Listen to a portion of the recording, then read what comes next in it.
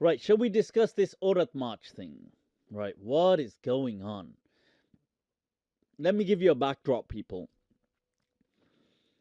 Those of you that don't know, it was yesterday, International Women's Day.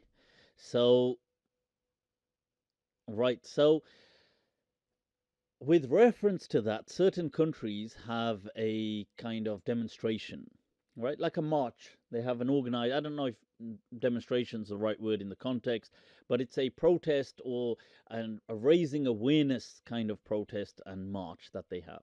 And amongst these countries is Pakistan.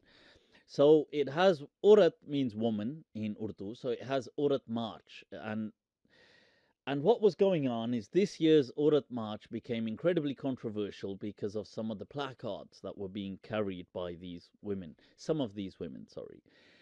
Now, I'm going to go into this. So, what happened is this became incredibly polarized based on two figureheads. Now, before just last week, I had no idea who either of these people were. I don't actually follow Pakistani politics too closely. I don't really watch Pakistani dramas or things like this. Um, but I've come across some of them, like I'm aware of some of these dramas. And one of these guys, his name is Khalil-ur-Rehman Qamar, and he is an incredibly popular. In fact, I think the leading script writer for dramas in Pakistan today. And the drama scene is huge in Pakistan. It surpasses their film industry. That's just to give you an idea.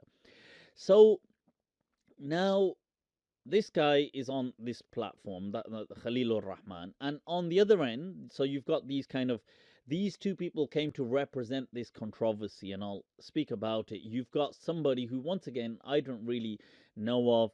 She's an activist. Her name is Marvi Sarmad. Okay, I don't know what that. To be honest, I've never heard of that name before, Marvi. I didn't realize that's actually like a name, a female name. But anyway, so Marvi Sarmad. Now these people have had it. They've gone loggerheads at each other on a TV show, and I'll show a clip of that in a moment, where it gets out of hand and they end up insulting each other and swearing, and this thing just gets huge, and ever since everybody's talking about it. But the real issue at hand is this march. That how do we feel about this march? Now, I personally I do support the march. Like I think women um, go attending a march or creating awareness of these things is fine. It's good. There's nothing wrong in things like that. It shouldn't be kind of looked down on or anything like this. However, I do have an issue with some of the placards that were used, not because of their liberal values, but uh, I think that this protest has a very noble cause, and it's been hijacked by a few women who are just using the opportunity to provoke people. And I think fair enough, it's fine to provoke people. I provoke people all the time. But I think your provocation should be, especially on an opportunity like that, it should be purposive. It should seek a purpose. So, and I'll give you an example that I heard that a politician in Pakistan said after this march that he said that from, I don't know, the next election or something, candidacy for their party, whichever it is, that they won't accept MPs or whatever unless those people have, as part of their will, they include their sisters. Now, I think that's what he said. That's what I've heard. Now, that goes to show me that there must be so many people who, on purpose in Pakistan, block out their sisters from inheritance, which is utterly diabolical. I think these kind of things need to be condemned. People like that need to be shamed. You see, this is what the march should be used for. Things like this, like name and shame. If there's famous people who are procluding, they are preventing female folk, kin, to inherit from them, and this information is known, let's say it is somehow, about certain people, this should be an opportunity to create an awareness about stuff like that. Okay, it should be like, and if it means naming and shaming these tycoons, business tycoons, or these whoever they are, these pundits of politics, then so be it. And that's what I believe in. I feel this should be there. So there were several very sensible placards, things like "Stop Forced Marriages," that people that that education is it's a right of every person, that having a daughter is a blessing and a strength, and I think these things are awesome, and I fully 100% support all of that.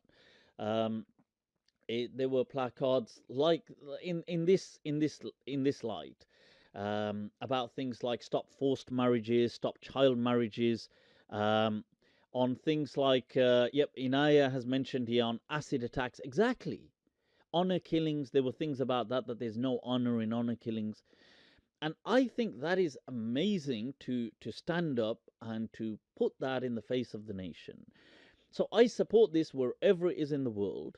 All these kind of things, sexual harassment, salary kind of, there shouldn't be disparity in pay. But I think, especially, to be fair, I think personally, this is my personal opinion, and people may disagree, that in a country like Pakistan, they need to prioritize the Class A abuse. Because I think the other things are important as well, like that are being mentioned, like salary disparity and so on.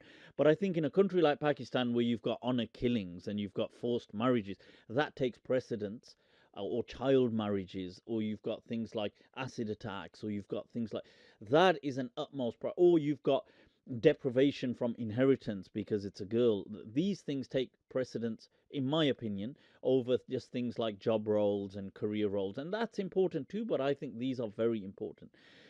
Now, there was a particular placard called, it stated Mera Jism, Meri Marzi. Right, so it's my body, it's my choice. Now, I disagree with this placard. Why I disagree with it? It's not, to me, it's not personally, I'm not against the value. I agree, like, personally, as a, if it's a person's body, it's their choice. I do agree with that in principle, like that. But I feel that a placard like that would now completely compromise and jeopardize this entire march, because there's so much good going on here. And now what you're doing is you're provoking people with ambiguity, because people in Pakistan are not sure what that placard means. You see, if I said to you, my body, my choice, like in America, this my body, my choice means abortion usually. It's usually about abortion. In some parts of the world, my body, my choice is about having the right to work as a sex worker. Now, because it's my body, it's my choice. In some parts of the world, it's about clothing. In some parts of the world, it's about maybe having the right to change genders and do things. And now there's a lot of ambiguity on what is meant here. And a country like Pakistan just isn't really. It's so deep. It's neck high in ridiculous kind of issues. When you're going to put this out there in front of the people and shout it in their face, people are going to think, well, what exactly do you mean by that? Do you mean this? Do you mean this? Do you mean that? So, for example, so some of the people genuinely said, so I watched some of these interviews, and this was women saying it, like, oh, do you mean like you should go out, like I have the right to completely walk naked in the street, because it's my body, it's my choice. So I feel that these kind of placards were really just hijacking. So you've got some people who are incredibly angry, and they're using this opportunity to provoke people, but by doing so, they're hijacking the whole event. And I feel that's very selfish, and that's my personal opinion. Now, coming to this thing between these two, in this here, this was the interview. Right now, This guy wearing the kind of mustard color top who's speaking right now is Khalil-ur-Rehman, and he starts off very respectful, and this lady on the right hand side where you got the picture, just a still picture of her, that is Marvi, Sarmad. So she starts speaking. So they start arguing. She goes, Mera Jism, Meri Marzi. And he says, what is there in your body anyway? Don't talk in between the lines. Don't talk in between the lines, God damn it. What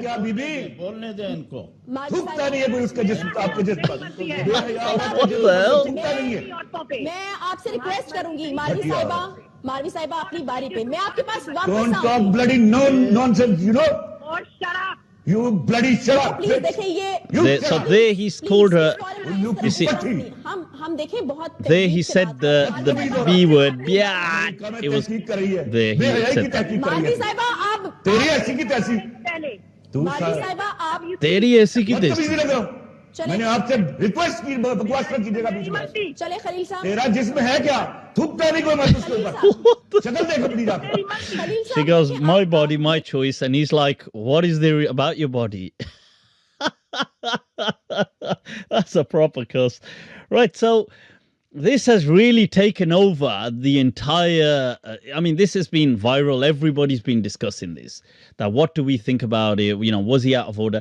I personally think that, first of all, to be fair, he did begin very politely. I mean, I didn't have the beginning of the interview here, but he does begin very respectfully saying, look, I'd like to present salam to everybody here, and I request that I've been very silent whilst they've been speaking, allow me to speak. And so what's happened is he gets interrupted in between because she starts kind of like speaking, saying, kind of like muttering under her voice the same slogan, and then it just ticks him off. And then he just goes off on one and calls her a bitch and tells her to shut up and things like this. Now, I feel that kind of stuff, you know, calling her let's say, a bitch or doing things like this, I think that is out of order. On national TV, you can't really, even though, okay, people have said, and to be, I suppose, fair, they've said that she does, so this is her kind of tweet, that she uses this kind of language all the time. People have said, so, you know, why is she making such a big deal? This has been some of the counter criticism. But I do feel that, look, at the end of the day, you know, a person should, you know, that's wrong, I suppose. And if you did it out of anger or whatever, then you can just acknowledge that, look, I was wrong in doing that, but you know, I was triggered. Overall, his message, I think that you see, there's a huge part of his message that I do agree with. It's the same thing that I just said earlier, that he said that, look, I don't, this is what I heard from his interviews. I've watched a few of his interviews now. He said that, look, a lot of these women who are marching, they are from an elitist upper middle class. And they don't really have any of these problems. And, you know, there's no victims amongst them. So this has been part of his claim. But I personally have no problem with the march. I think that that's a good thing. And if they want to do it, you know, there's no objection to that. He does say that, look, I feel that this is too vague. He calls this Mera Jism, Meri Marzi slogan to be absolutely obscene. I disagree that it's obscene. I don't think it's obscene at all. But I do agree it's ambiguous. And therefore, it could be something that's just there to provoke people wrongfully. And I kind of agree with that sentiment. I also agree that some of these slogans are just meaningless, like find your own socks. So there was a slogan that they're saying that basically husbands say to their wives, can you find me my pair of socks? And they're saying that find your own socks. Apne moze khud dhundo. Which I found that hilarious. What the hell? And there were some which, I'll be honest with you, I found like absolutely, I just found them dumb. Like saying things like, मैं इंसान हूँ, I'm a human, तुम्हारी इज्जत नहीं, I'm not your honor. I don't know why like, you see, I think that's just, there's no point picking a fight about that. I think it's an admirable thing that somebody considers you their honor. Although I understand if they mean by honor killings, but in that placard it just said, I'm a human, I'm not your honor. So, and I think, look, what why not just focus on the real things and just say them straight, get to the point, forced marriages, this, domestic violence, having disparity in roles, just be straight to the point, like, as opposed to, and this is what happened. And then this whole march got, some people turned up and they tried to throw pelt stones or something at these people. And I think that is utterly unacceptable, right? So to kind of go and stone these women, even if you disagree with them, that's bang out of order in my thinking. But that's what I did feel, that this lady, Marvi, whoever she is, she's very provocative, and I feel that she's counterproductive to this cause, that she just seems to be somebody who's just got an axe to grind. So that's my thoughts on it. Khalil-ur-Rehman, I did feel that I agreed with a lot of his things, but I disagreed with, he does seem to, I can see why they think they can see this chauvinism in him. I can see that. He seems very intelligent, incredibly well spoken, when he is speaking well, that is. But I feel that I watched a few of his interviews to speak on this, and in a couple of them, he seems to say every time, even to the anchors, he'll say, like, don't interrupt me when I'm speaking.